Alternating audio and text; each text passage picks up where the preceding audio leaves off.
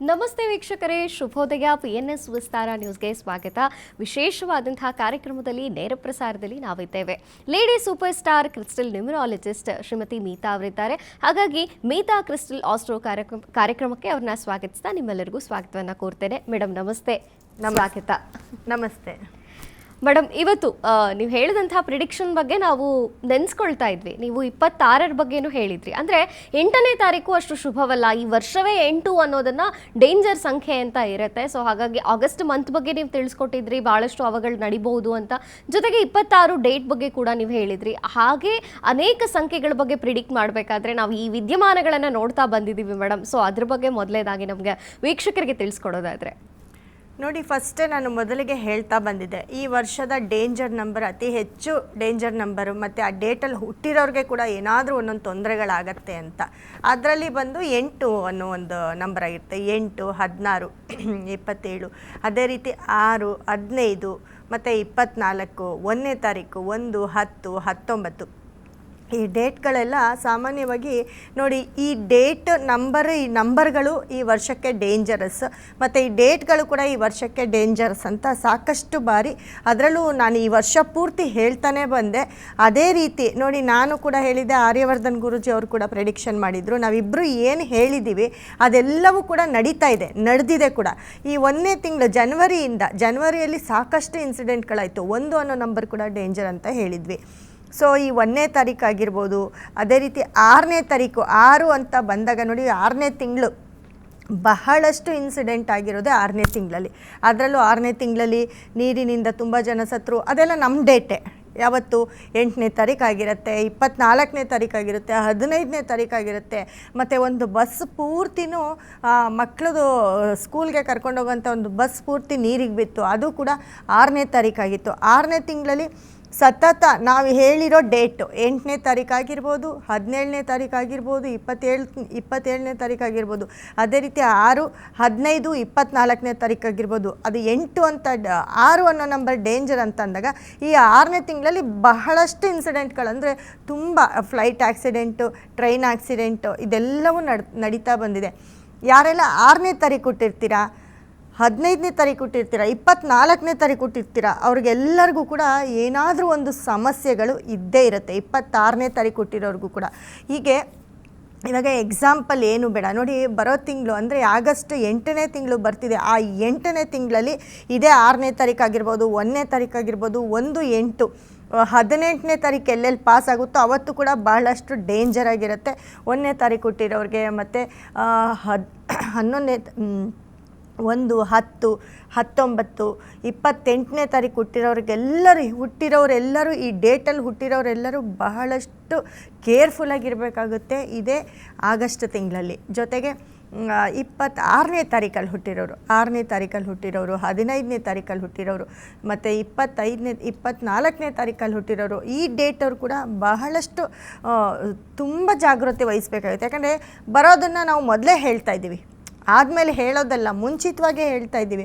ಆ ಮುಂಚಿತವಾಗಿ ಹೇಳಿದಾಗ ಸ್ವಲ್ಪ ಕೇರ್ಫುಲ್ಲಾಗಿರಬೇಕು.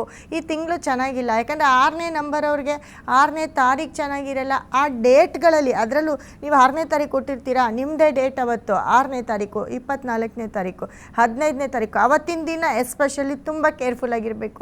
ಪ್ರಯಾಣ ಮಾಡಬೇಕಾದ್ರೆ ಆಗಿರ್ಬೋದು, ಅಥವಾ ಯಾವುದಾದ್ರೂ ಒಂದು ಮೀಟಿಂಗ್ ಮಾಡಬೇಕಾದ್ರೆ ಆಗಿರ್ಬೋದು, ಯಾವುದಾದ್ರೂ ಒಂದು ಬಿಗ್ ಲಾಸ್ ಆಗುವಂಥದ್ದು, ಮನೇಲಿ ಯಾರನ್ನಾದ್ರೂ ಕಳ್ಕೊಳ್ಳೋ ಅಂಥದ್ದು, ನಿಮಗೆ ಯಾವುದಾದ್ರೂ ಒಂದು ಅವಘಡಗಳು, ಅಪಘಾತಗಳಾಗೋದು, ಇದೆಲ್ಲವೂ ಕೂಡ ನಡೀತಾ ಹೋಗುತ್ತೆ. ನಮ್ಮದೇನೋ ಡೇಟು ಬಿಡು, ಇವತ್ತೇನೂ ಆಗಲ್ಲ, ಏನೋ ಹೇಳಿದ್ದಾರೆ, ಇದು ಯಾರಿಗೂ ಆಗೋದು ಅದಲ್ಲ.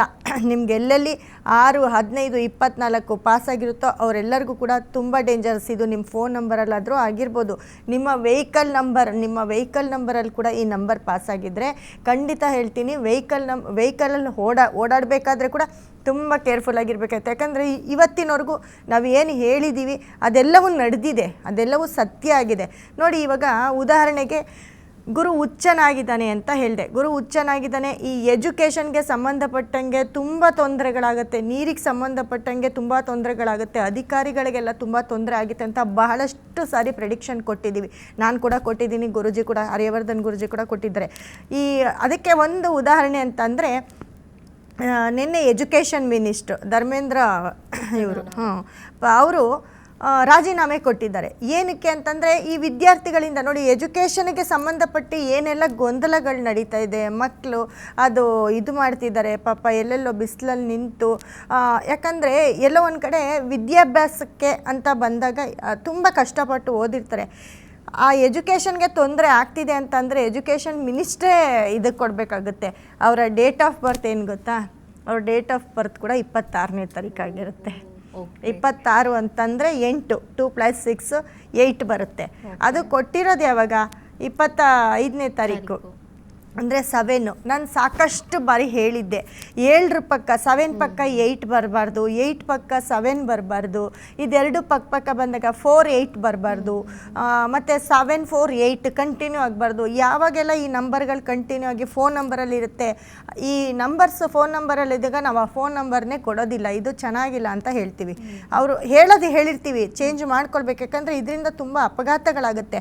ನೋಡಿ ಯಾಕಂದರೆ ಇದು ಯಾರಾದರೂ ಅಂದ್ಕೊಂಡಿದ್ರಾ ಈ ಥರ ಆಗತ್ತೆ? ಸಡನ್ನಾಗಿ ಅವರು ರಾಜೀನಾಮೆ ಕೊಡ್ತಾರೆ ಅಂತ ಯಾರೂ ಅಂದ್ಕೊಂಡಿರಲಿಲ್ಲ. ಸೊ ಅಂಥ ಎಜುಕೇಷನ್ ಮಿನಿಸ್ಟರ್ ರಾಜೀನಾಮೆ ಕೊಟ್ಟಿದ್ದಾರೆ ಅಂದರೆ ಅವ್ರ ಡೇಟ್ ಏನು? 26.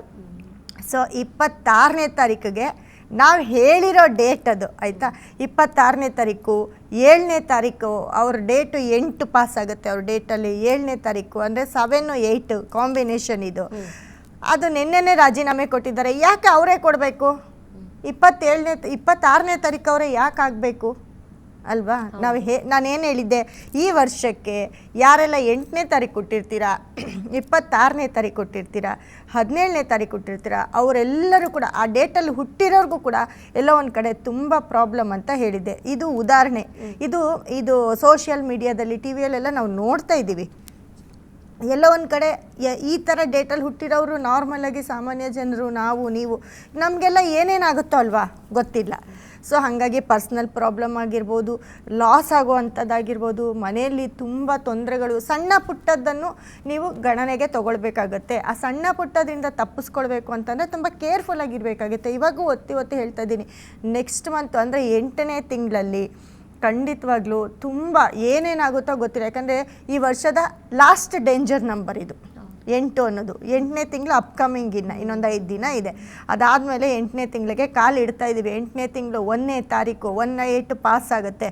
ಆವತ್ತೇನೇನಾಗುತ್ತೋ ಗೊತ್ತಿಲ್ಲ. ಯಾಕಂದರೆ ಅಲ್ಲಿಂದ ಸ್ಟಾರ್ಟ್ ಆಗುತ್ತೆ. 1 18ನೇ ತಾರೀಕು, 26ನೇ ತಾರೀಕಾಗಿರ್ಬೋದು, 6 15 24ನೇ ತಾರೀಕಾಗಿರ್ಬೋದು. ಈ ಡೇಟ್ಗಳಲ್ಲಿ ಬಹಳಷ್ಟು ಕೇರ್ಫುಲ್ ಆಗಿರ್ಬೋದು. ಪ್ರಪಂಚದಲ್ಲೂ ಕೂಡ ಏನಾದರೂ ಒಂದೊಂದು ಇನ್ಸಿಡೆಂಟ್ಗಳಾಗತ್ತೆ ನೋಡಿ. ಬೇಕಂದರೆ 8ನೇ ತಾರೀಕು ಆ ಡೇಟ್ ಕೂಡ ನಮ್ಮದೇ ಡೇಟ್ ಆಗಿರುತ್ತೆ. ಇದೇ ಡೇಟಲ್ಲೇ ಆಗುತ್ತೆ. ಇದು ನೆಕ್ಸ್ಟ್ ಮಂತ್ ಆಗೋದನ್ನು ಮುಂಚಿತವಾಗೇ ಹೇಳ್ತಾ ಇದ್ದೀನಿ.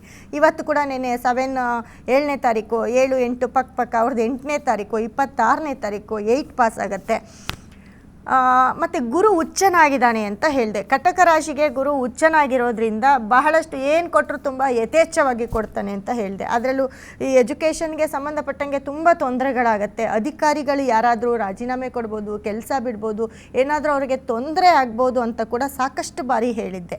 ಮಳೆ ನೀರು ಕೊಚ್ಚೋಗುವಂಥದ್ದು ಇದೆಲ್ಲವೂ ಹೇಳಿದ್ದೆ. ಅದೆಲ್ಲವೂ ಕೂಡ ನಡೀತಾನೇ ಇದೆ.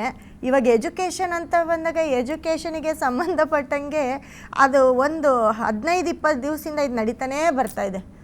ಯಾಕಂದರೆ ವಿದ್ಯಾರ್ಥಿಗಳಿಗೆ ಬಹಳಷ್ಟು ತೊಂದರೆ ಕೂಡ ಆಗಿದೆ. ಸೊ ಅದರಿಂದ ನೋಡಿ ಲಾಸ್ಟ್ ಇದು ಎಂಡ್ ಅಂತಂದರೆ ಇದು ರಾಜೀನಾಮೆ ಆಯಿತು. ಎಜುಕೇಷನ್ ಮಿನಿಸ್ಟ್ರಿಗೆ ರಾಜೀನಾಮೆ ಕೊಟ್ಟಿದ್ದಾರೆ ಅಂತಂದರೆ ಅವ್ರು ಅಂದ್ಕೊಂಡಿರಲಿಲ್ಲ. ಅವರ ಒಂದು ಗ್ರಹಚಾರ, ಆ ಡೇಟ್ ವೈಬ್ರೇಷನ್ನು ಗೊತ್ತಾಗುತ್ತೆ. ಆ ಡೇಟ್ ಹೇಗೆ ವರ್ಕ್ ಮಾಡ್ತಿದೆ ಅಂತ ಗೊತ್ತಾಗುತ್ತೆ. ಜೊತೆಗೆ 24ನೇ ತಾರೀಕು ಒಂದು ಫ್ಲೈಟ್ ಆಕ್ಸಿಡೆಂಟ್ ಆಗಿದೆ. ಅದು ಕೂಡ ನಮ್ಮದೇ ಡೇಟ್ 24 ಅಂತ ಅಂದರೆ 6ನೇ ತಾರೀಕು 6ನೇ ತಿಂಗಳು ಅಂತ ಹೇಳಿದೆ. ಬಟ್ ಮುಂದಿನ ಒಂದು ತಿಂಗಳಲ್ಲಿ ಕಾದು ನೋಡೋಣ. ಗುರು ಉಚ್ಚನಾಗಿದ್ದಾನೆ, ತುಂಬ ಟೈಮ್ ಕೆಟ್ಟಿದೆ ಹೇಳ್ತಾನೆ ಇದ್ದೀನಿ. ಗ್ರಹಗಳು ಎಲ್ಲೋ ಒಂದು ಕಡೆ ಗ್ರಹಗಳಿಗೆ ಸ್ವಲ್ಪ ಏನಪ್ಪ ಅಂತಂದರೆ ಗುರು ಉಚ್ಚನಾದಾಗ ಅಧಿಕಾರಿಗಳಾಗಿರ್ಬೋದು ಅಥವಾ ಯಾರು ಮಠ ಗೀಟ ನಡೆಸ್ತಾ ಇರ್ತಾರೆ ಮಠಾಧೀಶರಾಗಿರ್ಬೋದು, ಗುರುಗಳು ಅಂತ ಬಂದಾಗ ಗುರುಗಳಿಗೆ ಧಕ್ಕೆ ಅಂತ ಹೇಳಿದೆ. ಇವಾಗ ಎಜುಕೇಷನ್ ಮಿನಿಸ್ಟರ್ ಅಂದರೆ ಅವರು ಒಬ್ಬರು ಗುರುಸ್ಥಾನದಲ್ಲಿ ಇರ್ತಾರೆ. ಯಾಕಂದರೆ ಎಲ್ಲ ಒಂದು ಸ್ಕೂಲನ್ನು ನಡೆಸೋವಂಥವ್ರು. ಎಜುಕೇಷನ್ ಅಂತಂದರೆ ಮಕ್ಕಳ ಅದು ವಿದ್ಯಾಭ್ಯಾಸ ನಾವೇನು ಹೇಳ್ತೀವಿ ಆ ವಿದ್ಯೆಗೆ ಒಂದು ರಾಜ ಅಂತ ಹೇಳ್ಬೋದು ಅವರು ಮಿನಿಸ್ಟರ್ ಅಂತ ಅಂದರೆ. ಅವ್ರಿಗೆ ತೊಂದರೆ ಅಂತ ಅಂದರೆ ಅವರು ಗುರು ಒಂದು ಸ್ಥಾನದಲ್ಲಿ ಇರ್ತಾರೆ ಅಲ್ವಾ. ಸೊ ಹಾಗಾಗಿ ಇವ್ರಿಗೆಲ್ಲರಿಗೂ ಕೂಡ ತೊಂದರೆ ಆಗುತ್ತೆ ಅಂತ ಹೇಳ್ತೀನಿ. ಜೊತೆಗೆ ಎಜುಕೇಷನ್ ಅಂತ ಬಂದಾಗ ಯಾರೆಲ್ಲ ಎಜುಕೇಷನ್ ಮಾಡ್ತಾ ಇದ್ದೀರಾ ಇದು ದೊಡ್ಡವ್ರಿಗೆ, ಆದರೆ ಯಾವ ಸ್ಕೂಲಲ್ಲಿ ಟೀಚರ್ಸು ಲೆಕ್ಚರರ್ಸ್ ಇರ್ತೀರಾ ಅವರೆಲ್ಲ ತುಂಬ ಜನ ಕೆಲಸವನ್ನು ಕಳ್ಕೊಳ್ಳೋಂಥ ಪ್ರಸಂಗ ಕೂಡ ಬರುತ್ತೆ. ಅವರು ಕೂಡ ತುಂಬ ಕೇರ್ಫುಲ್ಲಾಗಿರಿ. ಮಿನಿಸ್ಟ್ರೇ ಇಲ್ಲ ಅಂದ ಮೇಲೆ ಅವರ ಒಂದು ಪಟ್ಟನೇ ಚೇಂಜ್ ಆಗಿದೆ. ಮತ್ತು ಕಟಕ ರಾಶಿಗೆ ಗುರು ಬಂದಾಗ ಮನೆ ಬಿಡಬೇಕಾಗತ್ತೆ, ಕೆಲಸ ಬಿಡಬೇಕಾಗತ್ತೆ. ಕಟಕ ರಾಶಿಯವರು ಅಂತ ಕೂಡ ಸಾಕಷ್ಟು ಪ್ರೆಡಿಕ್ಷನ್ ಕೊಟ್ಟಿದ್ದೀನಿ. ಇರೋ ಊರು ಬಿಟ್ಟು ಬೇರೆ ಊರಿಗೆ ಹೋಗಬೇಕಾಗತ್ತೆ, ಕೆಲಸ ಚೇಂಜ್ ಆಗುತ್ತೆ, ಮನೆ ಬಿಟ್ಟು ಬೇರೆ ಕಡೆ ಹೋಗಬೇಕಾಗತ್ತೆ ಅಂತ ಸಾಕಷ್ಟು ಬಾರಿ ಹೇಳಿದ್ದೀನಿ. ಸೊ ಅದು ಕೂಡ ನಡೀತಾ ಇದೆ, ನಡೆಯುತ್ತೆ. ತುಂಬ ಜನ ಟೀಚರ್ಸ್ಗೆ ಕೆಲಸವನ್ನು ಕಳ್ಕೊಳ್ಳೋ ಅಂಥದ್ದು, ಗುರುಗಳು ಅಂತಂದರೆ ಟೀಚರ್ಸ್ ಆಗಿರ್ಬೋದು, ಲೆಕ್ಚರರ್ಸ್ ಆಗಿರ್ಬೋದು, ಪಾಪ ಕೆಲಸವನ್ನು ಕಳ್ಕೊಳ್ತೀರಾ. ತುಂಬ ಕೇರ್ಫುಲ್ಲಾಗಿರಿ. ಅದರಲ್ಲೂ ನಮ್ಮದೇ ಡೇಟ್ ಆದಂತಹ 6ನೇ ತಾರೀಕು ಆಗಿರ್ಬೋದು, 1ನೇ ತಾರೀಕು ಆಗಿರ್ಬೋದು, 8ನೇ ತಾರೀಕು ಆಗಿರ್ಬೋದು, ಈ ಡೇಟಲ್ಲಿ ಹುಟ್ಟಿರೋರು ಕೂಡ ಎಲ್ಲೋ ಒಂದು ಕಡೆ ಕೆಲಸವನ್ನು ಕಳ್ಕೊಳ್ಳೋ ಚಾನ್ಸಸ್ ಅತಿ ಹೆಚ್ಚಿರುತ್ತೆ. ನೀವು ಅಂದ್ಕೋಬೇಕು ಮಿನಿಸ್ಟ್ರಿಗೆ ಇಲ್ಲ ನಾವೆಲ್ಲ ಯಾವ ಲೆಕ್ಕ ಅಂತ ಅಂದ್ಕೊಳ್ಬೇಕು. ಅವಾಗ ಅಂದ್ಕೊಂಡಾಗ ನಾವು ಕೇರ್ಫುಲ್ಲಾಗಿ ಇರಬೇಕಾಗತ್ತೆ. ಕರೆಕ್ಟ್ ಮೇಡಮ್, ನೀವು ಹೇಳಿದ್ರಿ ಫ್ಲೈಟ್ ಆಕ್ಸಿಡೆಂಟ್ ಬಗ್ಗೆ, ಅಂದರೆ 26ನೇ ತಾರೀಕು ಬಗ್ಗೆ ಕೂಡ ತಾವು ಪ್ರಿಡಿಕ್ಟ್ ಮಾಡಿದ್ರಿ, 24ರ ಬಗ್ಗೆ ಕೂಡ ತಾವು ಪ್ರಿಡಿಕ್ಷನ್ ಹೇಳಿದ್ದು, ಅದು ಕೂಡ ನಿಜವಾಗಿದೆ. ಅಂದರೆ ಫ್ಲೈಟ್ ಆಕ್ಸಿಡೆಂಟ್ ಆಯಿತು, ಆ ಘಟನೆ ಕೂಡ ಸಂಭವಿಸ್ತು ಆ ದಿನ 24ರಂದು ಅಂತ. ಹೌದು, ಹೇಳದ್ನಲ್ಲ 24ನೇ ತಾರೀಕು ಫ್ಲೈಟ್ ಆಕ್ಸಿಡೆಂಟ್ ಆಯಿತು. ಲ್ಯಾಂಡ್ ಆಗಬೇಕಾದ್ರೆ ಟಚ್ ಆಗಿ ಏನಾದರೂ ಆಗಲಿ, ಇದೆಲ್ಲ ಅನಾಹುತಗಳಲ್ವಾ, ಅವಘಡಗಳು, ಅನಾಹುತಗಳು. ಅದು ನಮ್ಮ ಡೇಟಲ್ಲೇ ಯಾಕೆ ಬರಬೇಕು? ನಾವು ಕೆಲವೊಂದು ಅಕ್ಷರಗಳನ್ನು ಹೇಳಿದ್ದೆ, ವಿ ಅನ್ನೋ ಅಕ್ಷರಕ್ಕೆ ತುಂಬ ಡೇಂಜರಸ್ಸು, ತುಂಬ ಟೈಮ್ ಚೆನ್ನಾಗಿಲ್ಲ ಅಂತ. ವಿಯಟ್ನಾಮಲ್ಲೇ ಯಾಕೆ ನೀರಿನಿಂದ ತೊಂದರೆ ಆಗಬೇಕು? ಒಂದು ಬೋಟ್ ಎಲ್ಲೋ ಇರೋ ವಿಯಟ್ನಾಮ್ ಅದು ಅಲ್ವಾ. ನಮ್ಮ ಒಂದು ಭಾರತೀಯ ಪ್ರವಾಸಿಗರು ಹೋಗಿ ಒಂದು ಫ್ಯಾಮಿಲಿನೇ ಕಳ್ಕೊಂಡು ಬಂದಿದೆ. ಮತ್ತು ಎಮ್ ಅನ್ನೋ ಅಕ್ಷರಕ್ಕೆ ತುಂಬ ಡೇಂಜರ್ ಅಂತ ಹೇಳಿದ್ದೆ ನೋಡಿ. ಆ ಮುತ್ತತ್ತಿ ಅನ್ನೋ ಒಂದು ಜಾಗದಲ್ಲಿ ಆ ಎಮ್ ಅನ್ನೋ ಅಕ್ಷರಕ್ಕೆ ತುಂಬ ಟೈಮ್ ಚೆನ್ನಾಗಿಲ್ಲ ಅಂತ ಹೇಳಿದ್ದೆ. ಆ ಅಕ್ಷರಕ್ಕೆ ಕರೆಕ್ಟಾಗಿ ಅದೇ ಪ್ಲೇಸಲ್ಲಿ ಯಾಕೆ ನೀರಿನಿಂದ ತೊಂದರೆ ಅಂತ ಹೇಳಿದೆ, 5-6 ಜನ ಒಟ್ಟೊಟ್ಟಿಗೆ ಸಾವನ್ನಪ್ಪಿದ್ದಾರೆ ನೀರಲ್ಲಿ. ಅಲ್ಲೇನು ಪ್ರವಾಹ ಇಲ್ಲ, ಎಂಥದ್ದು ಇಲ್ಲ. ವಿಯಟ್ನಾಮಲ್ಲೂ ಏನು ಮಳೆ ಇಲ್ಲ, ಪ್ರವಾಹ ಇಲ್ಲ. ಮಹಾರಾಷ್ಟ್ರ ಕೊಚ್ಚೋಗ್ತಿದೆ, ಮಧ್ಯಪ್ರದೇಶ ಕೊಚ್ಚೋಗ್ತಿದೆ. ಇದೆಲ್ಲವೂ ಕೂಡ ಎಮ್ ಅನ್ನೋ ಅಕ್ಷರಕ್ಕೆ ತುಂಬ ಟೈಮ್ ಚೆನ್ನಾಗಿಲ್ಲ, ಟೈಮ್ ತುಂಬ ಬ್ಯಾಡ್ ಇದೆ ಅಂತ ಹೇಳಿದೆ. ಅದೆಲ್ಲವೂ ನಡೀತಾನೆ ಬರ್ತಾ ಇದೆ. ಈಗ ಫ್ಲೈಟ್ ಆಕ್ಸಿಡೆಂಟ್ ಕೂಡ ಅದೊಂದು ಏನು ಸಣ್ಣ ಅವಘಡ ಅಲ್ಲ ಮೇಡಮ್, ಯಾಕೆಂದ್ರೆ ಇಡೀ ಫ್ಲೈಟೇ ಆ ರೀತಿ ಲ್ಯಾಂಡ್ ಆಗೋ ಸಮಯದಲ್ಲಿ ಭೀಕರ ಅಪಘಾತಕ್ಕೆ ಒಳಗಾಗೋದು. ಅದು ಕೂಡ ನೀವು ಹೇಳ್ದ ಹಾಗೆ 24, 28 ಅಂದಿದ್ರೆ ಕರೆಕ್ಟಾಗಿ 24ನೇ ತಾರೀಕು ಆ ರೀತಿ ಅವಘಡ ಸಂಭವಿಸಿರುವಂಥದ್ದು, ಲ್ಯಾಂಡ್ ಆಗೋ ಸಮಯದಲ್ಲಿ ಹಾಗಾಗಿರುವಂಥದ್ದು. ಹೌದು, ಇದೆಲ್ಲ ನಮ್ಮ ಡೇಟ್ಗಳೇ ಆಗಿರುತ್ತೆ. ಆ ಡೇಟಲ್ಲೇ ಜನಕ್ಕೆ ಮತ್ತೆ ತೊಂದರೆಗಳಾಗ್ತಾ ಇದೆ, ಅಪಘಾತಗಳು ಸಂಭವಿಸ್ತಾ ಇದೆ. ಈಗ ನೋಡಿ, ನೆಕ್ಸ್ಟು 8ನೇ ತಿಂಗಳು, ಅದು ಹೇಳಕ್ಕೆ ಭಯ. ಯಾರೆಲ್ಲ ಆ ತಿಂಗಳಲ್ಲಿ ಯಾರು ಹುಟ್ಟಿರ್ತೀರಾ, 8ನೇ ತಿಂಗಳಲ್ಲಿ ಯಾರು ಹುಟ್ಟಿರ್ತೀರಾ, ಆ ಡೇಟ್ಗಳಲ್ಲಿ ಯಾರು ಬರ್ತ್ ಡೇಟ್ ಆಗಿರುತ್ತೆ. ಈವನ್ ಫೋನ್ ನಂಬರ್ ಆಗಿರ್ಬೋದು, ಫೋನ್ ನಂಬರಲ್ಲಿ 8 ಪಾಸ್ ಆಗಿರೋದು, 18 ಪಾಸ್ ಆಗಿರ್ತಕ್ಕಂಥದ್ದು, ಹಾಗೆ 26 ಪಾಸ್ ಆಗಿರೋವಂಥದ್ದು. ಈ ಫೋನ್ ನಂಬರ್ ಬಂದರೂ ಕೂಡ ಅದರಲ್ಲೂ 7, 4, 8 ಪಕ್ಕ ಒಂದೇ ಸತಿ ನಂಬರ್ಸ್ ಏನಾದರೂ ಇದ್ದರೆ ಖಂಡಿತ ಅವ್ರಿಗೆ ತೊಂದರೆ ಅಂತೂ ತಪ್ಪಿದ್ದಲ್ಲ. ಮುಂದಿನ ಒಂದು ತಿಂಗಳು 8ನೇ ತಿಂಗಳು ಆಗಸ್ಟ್ ತಿಂಗಳಲ್ಲಿ ತುಂಬ ಕೇರ್ಫುಲ್ಲಾಗಿರಬೇಕಾಗುತ್ತೆ. ಯಾಕಂದರೆ ಎಲ್ಲಿ ಏನೇನೆಲ್ಲ ಸಂಭವಿಸುತ್ತೆ ಅದು ಕೂಡ ಇವಾಗೇ ಹೇಳ್ತಾ ಇದ್ದೀನಿ. ಬೇಕಂದರೆ ನೆಕ್ಸ್ಟ್ ಮಂತ್ ನೋಡಿ ನಮ್ಮ ಡೇಟ್ಗಳಲ್ಲೆಲ್ಲನೂ ತೊಂದರೆಗಳಾಗ್ತಾ ಹೋಗುತ್ತೆ. ಫ್ಲೈಟು, ಟ್ರೈನ್ ಆಕ್ಸಿಡೆಂಟು ಅಥವಾ ಮಳೆಯಿಂದ ತೊಂದರೆಗಳಾಗುವಂಥದ್ದು ಇವೆಲ್ಲವೂ ಕೂಡ ಆಗ್ತಾ ಇರುತ್ತೆ. ಫ್ಲೈಟಿಗೆ ತೊಂದರೆ ಆದರೂ ಆ ಮೂಮೆಂಟಲ್ಲಿ ಜನ ಸುರಕ್ಷಿತವಾದ್ರು ಅನ್ನೋದೊಂದು ನಾವಿಲ್ಲಿ ಗಮನಿಸಬೇಕಾಗತ್ತಲ್ಲ. ಹೌದು, ಏನೋ ಒಂದು ಅಪಘಾತ ಸಂಭವಿಸಿದ್ರು ಕೂಡ ನಮ್ಮ ಜನರು ಅಕಸ್ಮಾತ್ ಏನಾದರೂ ಆಗಿದ್ರೆ ಅಷ್ಟು ಜನ ಉಳಿತಾ ಇರಲಿಲ್ಲ ಅಲ್ವಾ. ಇದೆಲ್ಲವೂ ಕೂಡ ಒಂದು ಇನ್ಸಿಡೆಂಟ್. ಇದನ್ನ ನಮ್ಮ ಕಣ್ಮುಂದೆ ಕಾಣ್ತಿದೆ. ಹೌದು, ಕಣ್ಣು ಹಿಂದೆ ಆಗಿರೋದಲ್ಲ, ಕಣ್ಮುಂದೆ ಕಾಣ್ತಿದೆ. ಈ ಥರದ್ದು ಎಷ್ಟೋ ನಮ್ಮ ಮುಂದೆ ಬಂದಿರಲ್ಲ, ಕೆಲವೊಂದೆಲ್ಲ ನಮ್ಮ ಇದಕ್ಕೆ ಗಮನಕ್ಕೆ ಬಂದಿರಲ್ಲ, ಸೋಷಿಯಲ್ ಮೀಡಿಯಾಗಳಲ್ಲಿ ಬಂದಿರಲ್ಲ. ಇವಾಗ ಕೆಲವೊಂದು ಮನೆಗಳಲ್ಲೂ ಕೆಲವೊಂದು ಅಪಘಾತಗಳಾಗ್ತಿರುತ್ತೆ, ಎಲ್ಲವೂ ಆಗೋದಿಲ್ಲ ನೋಡಿ. ಈ 8ನೇ ತಿಂಗಳಲ್ಲಿ ಕೂಡ ಬಹಳಷ್ಟು ಜನ ಯಾರಾದರೂ VIPs ಡೆತ್ ಆಗ್ತಾರೆ ಅಂತ ಹೇಳ್ಬೋದು. ಜೊತೆಗೆ ಇದೇ ರೀತಿ ಇದರಿಂದ ಏನೇನು ತೊಂದರೆ ಆಗ್ತಿದೆ, ಈ ಥರ ತೊಂದರೆಗಳೆಲ್ಲ ಆಗುತ್ತೆ ಅಂತ ಹೇಳ್ತೀನಿ. ಯಾಕಂದರೆ ಈ 8ನೇ ತಿಂಗಳು ತುಂಬ ಅಂದರೆ ತುಂಬ ಡೇಂಜರಸ್, ತುಂಬ ಕೇರ್ಫುಲ್ಲಾಗಿರಿ. ಅದರಲ್ಲೂ ಈ ನಾವು ಹೇಳಿರೋ ಅಂಥ 1, 6, 8 ಈ ಡೇಟ್ ಅಂದರೆ 1, 10, 19, 28, 6, 15, 24, 8, 16, 26 ಈ ಡೇಟ್ಗಳೆಲ್ಲ ತುಂಬ ಕೇರ್ಫುಲ್ಲಾಗಿರಬೇಕಾಗತ್ತೆ. ಜೊತೆಗೆ ಈ ಡೇಟಲ್ಲಿ ಹುಟ್ಟಿರೋರು ಕೂಡ ತುಂಬ ಕೇರ್ಫುಲ್ಲಾಗಿರಬೇಕಾಗತ್ತೆ. ಅದಾದಮೇಲೆ ನೀವು ಏನಾದರೂ ಅದಕ್ಕೆ ಪರಿಹಾರ ಮಾಡ್ಕೊಳ್ಬೇಕಾಗತ್ತೆ. ಇಲ್ಲ ನಮ್ಮ ಡೇಟ್ ಚೆನ್ನಾಗಿಲ್ವಾ, ಕಲರ್ಸ್ ಬಂದು ಈ ವರ್ಷಕ್ಕೆ ಬ್ಲ್ಯಾಕ್ ಅನ್ನೋದು ತುಂಬ ಡೇಂಜರಸ್ ಅಂತ ಹೇಳಿದೆ. ಅದೇ ರೀತಿ ಕೆಂಪು, ಬ್ಲೂ, ನೀಲಿ ಬಣ್ಣ ಕೂಡ ತುಂಬ ಡೇಂಜರಸ್ ಅಂತ ಹೇಳಿದ್ವಿ. ಸೊ ಈ ನೀಲಿ ಬಣ್ಣ ಆಗಿರ್ಬೋದು, ಆರೆಂಜ್ ಆಗಿರ್ಬೋದು, ಇದೆಲ್ಲವೂ ಕೂಡ ಸ್ವಲ್ಪ ಎಫೆಕ್ಟ್ ಕೊಡುತ್ತೆ. ಈ ಕಲರ್ಸಲ್ಲಿ ವೆಹಿಕಲ್ ಇರೋರು ಸುಮ್ಮನೆ ರೋಡ್ ಮೇಲೆ ಹೋಗ್ತಿರ್ತಾರೆ, ಏನೋ ಒಂಚೂರು ಇನ್ಸಿಡೆಂಟು, ಅದರಲ್ಲೂ ಇದೇ ಡೇಟ್ ಅವರು ಆ ವೆಹಿಕಲ್ ನಂಬರಲ್ಲಿ ಪಾಸ್ ಆಗಿರ್ಬೋದು, ಅವ್ರದ್ದು ಈ 8 ಅನ್ನೋ ನಂಬರ್ ಪಾಸ್ ಆಗಿರುತ್ತೆ, 26 ಅನ್ನೋ ನಂಬರ್ ಪಾಸ್ ಆಗಿರುತ್ತೆ, 24, 6 ಅನ್ನೋ ನಂಬರ್ ಪಾಸ್ ಆಗಿರುತ್ತೆ. ಈ ವರ್ಷಕ್ಕೆ ಈ ನಂಬರ್ ಚೆನ್ನಾಗಿಲ್ಲ ಅಂತಂದರೆ ಅದರಿಂದ ಏನಾದರೂ ಒಂದು ತೊಂದರೆಗಳಾಗ್ತಾ ಇರುತ್ತೆ. ಆ ದಿನಗಳಲ್ಲಿ ಏನಾದರೂ ಒಂದು ತೊಂದರೆಗಾಗ್ತಿರುತ್ತೆ. ಇದು ಆ ಡೇಟಲ್ಲಿ ಹುಟ್ಟಿರೋರಾಗಿರ್ಬೋದು, ಹುಟ್ಟಿಲ್ದಿರ ಇರೋರಾಗಿರ್ಬೋದು. ಇವಾಗ ನಾನು ಆ ಡೇಟಲ್ಲಿ ಹುಟ್ಟಿಲ್ಲ, ನಂದು 8 ಅಲ್ಲ, ನಂದು 6 ಅಲ್ಲ, ನಂದು 1 ಅಲ್ಲ, ಅಂದರೆ ನಿಮ್ಮ ವೆಹಿಕಲ್ ಒಂದು ಸತಿ ನೋಡ್ಕೊಳ್ಳಿ, ವೆಹಿಕಲ್ ನಂಬರಲ್ಲಿ ಪಾಸ್ ಆಗಿರ್ಬೋದಲ್ವ ಈ ಡೇಟ್ಗಳು. ಇನ್ನು ಎಲ್ಲ ರಾಶಿಯ ವಿಚಾರಕ್ಕೆ ಬಂದರೆ ಹೇಗಿರುತ್ತೆ ಮೇಡಮ್? ಎಲ್ಲ ರಾಶಿ ವಿಚಾರಕ್ಕೆ ಬಂದರೆ ಅದರಲ್ಲಿ ನೋಡಿ, ಈ ಒಂದು ವಾರದ ಒಂದು ಇದನ್ನು ಹೇಳ್ತಾ ಹೋಗ್ತೀನಿ. ಯಾಕೆ ಅಂದರೆ ಒಂದು ವಾರಕ್ಕೆ ಹೇಗಿದೆ, ಯಾಕಂದರೆ ಗ್ರಹಗಳು ಬದಲಾಗ್ತಾನೆ ಇರುತ್ತೆ. ಗ್ರಹಗಳು ಬದಲಾದಾಗೆಲ್ಲ ಕೆಲವೊಂದು ಸತಿ ಕೆಲವೊಂದು ಇನ್ಸಿಡೆಂಟ್ಗಳು ನಡೀತಾ ಇರುತ್ತೆ. ಸೊ ಈ ಗ್ರಹಗಳ ಬದಲಾವಣೆಯಿಂದ ಈ ಗುರು ಮತ್ತು ರಾಹು, ಕೇತು, ಶನಿ ಬದಲಾಗಲ್ಲ. ಯಾಕಂದರೆ ಅವರೆಲ್ಲ ವರ್ಷಕ್ಕೆ 1.5 ವರ್ಷಕ್ಕೆ ಬದಲಾಗ್ತಾ ಹೋಗ್ತಾರೆ. ಆದರೆ ಎಲ್ಲೋ ಒಂದು ಕಡೆ ಸೂರ್ಯ ಮತ್ತು ಚಂದ್ರ ಅಂತೂ 2.5 ದಿನಕ್ಕೆ ಒಂದೊಂದು ಸತಿ ಬದಲಾಗ್ತಾ ಇರ್ತಾನೆ. ಸೂರ್ಯ, ಬುಧ ಮತ್ತು ಶುಕ್ರ, ಮುಖ್ಯವಾಗಿ ಶುಕ್ರ ಮತ್ತು ಶುಕ್ರ ಚೇಂಜ್ ಆದಾಗೆಲ್ಲ ಏನಾಗುತ್ತೆ, ಒಂದು ವಾರನೂ ಕೆಲವೊಬ್ಬರಿಗೆ, ಒಂದು ತಿಂಗಳು ಕೆಲವೊಬ್ಬರಿಗೆ ಅಪ್ಸ್ ಆ್ಯಂಡ್ ಡೌನ್ ಆಗ್ತಾ ಇರುತ್ತೆ.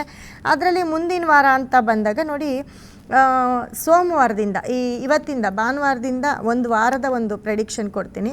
ಅದರಲ್ಲಿ ಮೊದಲಿಗೆ ಮೇಷರಾಶಿಯವರಿಗೆ ಮೇಷರಾಶಿಯ ಅಧಿಪತಿ ಕುಜ ಧನಸ್ಥಾನದಲ್ಲಿದ್ದು ತುಂಬ ಒಳ್ಳೆಯದು ಅಂತ ಹೇಳ್ತೀನಿ. ಆದರೆ ಎಲ್ಲೋ ಒಂದು ಕಡೆ 12ನೇ ಮನೇಲಿ ಶನಿ ಇರೋದ್ರಿಂದ ಸ್ವಲ್ಪ ದುಡ್ಡು ಕಾಸು ಖರ್ಚಾಗ್ತಾ ಇರುತ್ತೆ, ಅದನ್ನು ನೋಡ್ಕೊಳ್ಬೇಕಾಗತ್ತೆ. ಅದರ ಜೊತೆಗೆ ನೋಡಿ, ಬುಧ ಬಂದು ಅವನ ಸ್ವಂತ ಮನೇಲಿ ಇರ್ತಾನೆ, ಅವನ ಸ್ವಂತ ಮನೆ ಮಿಥುನ ರಾಶಿಯಲ್ಲೇ ಇರ್ತಾನೆ. ಮಿಥುನ ರಾಶಿಯಲ್ಲಿದ್ದಾಗ ಕೆಲಸ ಕಾರ್ಯಗಳು, ಬಿಸ್ನೆಸ್ ಯಾರೆಲ್ಲ ಮಾಡ್ತಿರ್ತಾರೆ ಅವ್ರಿಗೆಲ್ಲ ಸ್ವಲ್ಪ ಒಳ್ಳೆಯದು ಅಂತ ಹೇಳ್ಬೋದು. ಈ ಒಂದು ವಾರದಲ್ಲಿ ತುಂಬ ಚೆನ್ನಾಗಿ ಬಿಸ್ನೆಸ್ ನಡೀತಾ ಹೋಗುತ್ತೆ. ಮತ್ತು ಸೂರ್ಯ ಮತ್ತು ಗುರು, ಮೇಷರಾಶಿಯವರಿಗೆ ಸೂರ್ಯ ಗುರು ಬಂದು 4ನೇ ಮನೇಲಿ ಇರ್ತಾನೆ. 4ನೇ ಮನೆ ಅಂತ ಬಂದಾಗ ಕಟಕ ರಾಶಿಯಲ್ಲಿರ್ತಾನೆ. ಕಟಕ ರಾಶಿಯಲ್ಲಿ ಗುರು ಬಂದಾಗಿಂದ ಉಚ್ಚನಾಗಿರೋದ್ರಿಂದ ಸ್ವಲ್ಪ ತೊಂದರೆಗಳು ಅಂತ ಹೇಳಿದ್ದೀನಿ.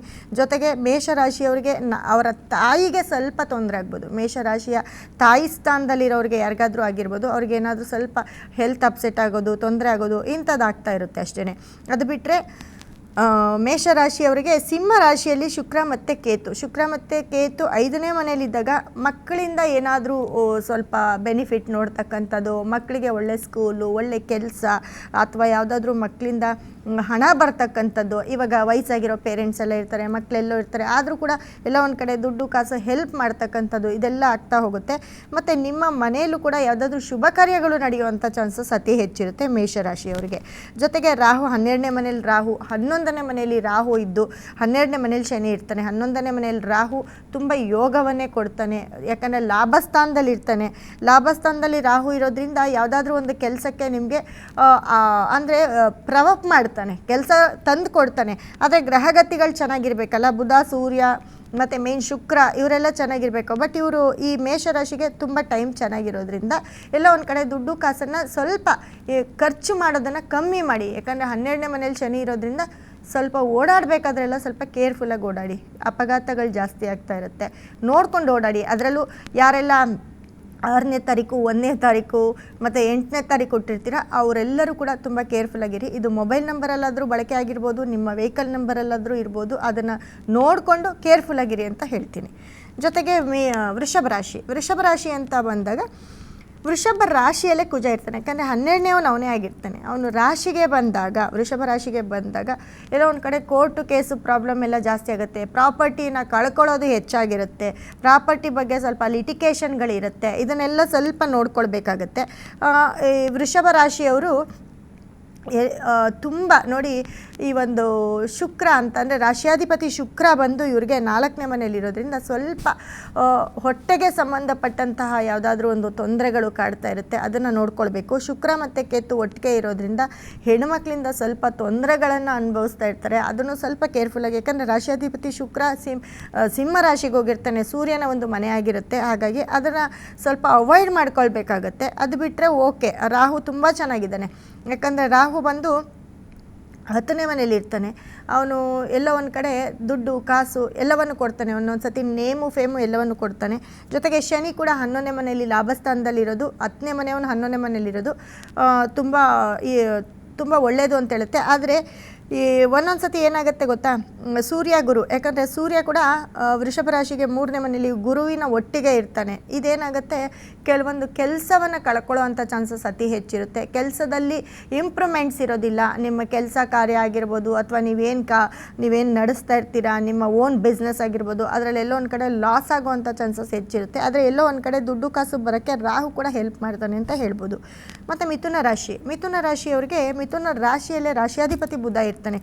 ರಾಶಿಯಾಧಿಪತಿ ಅವನೇ ಆಗಿರ್ತಾನೆ. ಮತ್ತು 4ನೇ ಸ್ಥಾನದ ಮನೆ ಅಂದರೆ ಕನ್ಯಾ ರಾಶಿ ಅಧಿಪತಿಯಾಗಿ ರಾಶಿಯಲ್ಲಿರೋದ್ರಿಂದ ಖಂಡಿತವಾಗ್ಲೂ ಮಿಥುನ ರಾಶಿಯವರಿಗೆ ತುಂಬ ಒಳ್ಳೆ ಟೈಮ್. ಆದರೆ ಕುಜ ಕೆಟ್ಟಿದ್ದಾನೆ, ಕುಜ 12ನೇ ಮನೆಯಲ್ಲಿರೋದ್ರಿಂದ ಯಾವುದಾದ್ರೂ ನೋಟಿಸ್ಗಳು ಬರ್ತಕ್ಕಂಥದ್ದು, ಕೋರ್ಟ್ ಕೇಸು, ಮತ್ತು ಜಾಗದ ಮೇಲೆ ಸ್ವಲ್ಪ ಲಿಟಿಕೇಷನು, ಮನೆ ಇದ್ದರೂ ಕೂಡ ಮನೆ ಮೇಲೆ ಏನಾದರೂ ಒಂದು ತೊಂದರೆಗಳು ಬರ್ತಾ ಇರುತ್ತೆ. ನೀವು ಬಾಡಿಗೆ ಮನೇಲಿರಿ, ಸ್ವಂತ ಮನೇಲಿರಿ, ಮನೆ ಬಿಡಬೇಕಾದಂಥದ್ದು ಇಲ್ಲ, ಅದರಿಂದ ತೊಂದರೆ ಕೊಡ್ತಕ್ಕಂಥದ್ದು ಇದೆಲ್ಲವೂ ಕೂಡ ಆಗ್ತಾ ಇರುತ್ತೆ.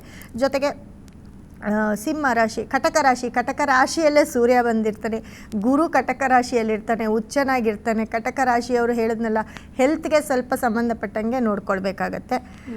ಇನ್ನು ಸಿಂಹ ರಾಶಿಗೆ ಶುಕ್ರ ಇರೋದ್ರಿಂದ, ಶುಕ್ರ ಕೇತು ಇರೋದ್ರಿಂದ ಭಾಳ ಕೇರ್ಫುಲ್ ಆಗಿರಬೇಕಾಗತ್ತೆ. ಶನಿ ಬಂದು ಸಿಂಹ ರಾಶಿಗೆ 7ನೇ ಮನೇಲಿ ಅಂದರೆ 8ನೇ ಮನೇಲಿ ಇರ್ತಾನೆ. 8ನೇ ಮನೇಲಿ ಶನಿ ಇರೋದು ಬಹಳಷ್ಟು ಡೇಂಜರ್ ಅಂತ ಹೇಳಿದೆ. ಸಿಂಹ ರಾಶಿಯವರು ಸ್ವಲ್ಪ ಪರಿಹಾರವನ್ನು ಮಾಡ್ಕೊಳ್ಳಿ, ಅತಿ ಹೆಚ್ಚು ಸೂರ್ಯನನ್ನು ಆರಾಧಿಸಿ, ನಿಮ್ಮ ರಾಶಿಯ ಅಧಿಪತಿ ಸೂರ್ಯನ ಒಂದು ಟೆಂಪಲ್ ಇದ್ರೆ ಹೋಗಿ ಬನ್ನಿ, ತುಂಬಾ ಒಳ್ಳೇದಾಗತ್ತೆ ಅಂತ ಹೇಳಿ. ಓಕೆ, ಇವತ್ತು ರಾಶಿಗಳ ವಿಚಾರದ ಕುರಿತಂತೆ ಜೊತೆಗೆ ನಿಮ್ಮ ಪ್ರಿಡಿಕ್ಷನ್ಸ್ಗಳ ಕುರಿತಾಗಿ ಆಗಿರುವಂತಹ ಎಲ್ಲ ವಿದ್ಯಮಾನಗಳನ್ನು ನಾವು ಮತ್ತೆ ಚರ್ಚಿಸ್ತೀವಿ. ಧನ್ಯವಾದಗಳು. ನೋಡಿ, ಇಷ್ಟೊತ್ತು ಹೇಳ್ತಾ ಬಂದೆ, ನಮ್ಮ ಒಂದು ಡೇಟ್ಗಳಲ್ಲಿ ಅನಾಹುತಗಳು ನಡೀತಾ ಇದೆ, ಮತ್ತು ಆ ಡೇಟಲ್ಲಿ ಹುಟ್ಟಿರೋರಿಗೆ ಸಾಕಷ್ಟು ತೊಂದರೆಗಳು ಬರ್ತಿದೆ ಅಂತ. ಇದನ್ನು ನೀವು ಗಣನೆಗೆ ತಗೊಂಡು ನಿಮ್ಮ ಜಾತಕವನ್ನು ಒಂದು ಸತಿ ಪರಿಶೀಲಿಸ್ಕೊಳ್ಳಿ. ಮತ್ತು ಇದರ ಜೊತೆಗೆ ವರಮಹಾಲಕ್ಷ್ಮಿ ಹಬ್ಬದ ಒಂದು ಇದನ್ನು ನಾನು ನಮ್ಮ ಯೂಟ್ಯೂಬ್ ಮತ್ತು ಇನ್ಸ್ಟಾಗ್ರಾಮ್ ಚಾನಲ್ ಇದೆ, ಅದನ್ನು ನೀವು ಅಲ್ಲಿ ಹೋಗಿ ನಮ್ಮ ಮೀತಾ ಕ್ರಿಸ್ಟಲ್ ನ್ಯೂಮರಾಲಜಿಸ್ಟ್ ಲಿಂಕಲ್ಲಿ ತಿಳ್ಕೊಳ್ಬೋದು. ಅದಕ್ಕೆ ಬೇಕಾದಂತಹ ಮುಹೂರ್ತವನ್ನು ಕೂಡ ನಾವು ಕೊಡ್ತಾ ಹೋಗ್ತೇವೆ. ಅದು ನಮ್ಮ ಒಂದು ಸಂಸ್ಥೆ ಮುಖಾಂತರ ನೀವು ತಿಳ್ಕೊಳ್ಬೋದು ಅಂತ ಹೇಳ್ತಾ, ಇಷ್ಟೊತ್ತು ನನ್ನ ಕಾರ್ಯಕ್ರಮ ನೋಡಿರೋ ಎಲ್ಲ ನನ್ನ ವೀಕ್ಷಕರಿಗೂ ಕೂಡ ಧನ್ಯವಾದವನ್ನು ತಿಳಿಸ್ತೇನೆ. ಎಸ್ ವೀಕ್ಷಕರೇ, ಇದಾಗಿತ್ತು ಈ ಹೊತ್ತಿನ ನೇರ ಪ್ರಸಾರ ಮೀತಾ ಕ್ರಿಸ್ಟಲ್ ಆಸ್ಟ್ರೋ ಕಾರ್ಯಕ್ರಮ. ನೋಡ್ತಾ ಇರಿ PNS ವಿಸ್ತಾರ ನ್ಯೂಸ್, ನೇರ ನಿಖರ ಜನಪರ.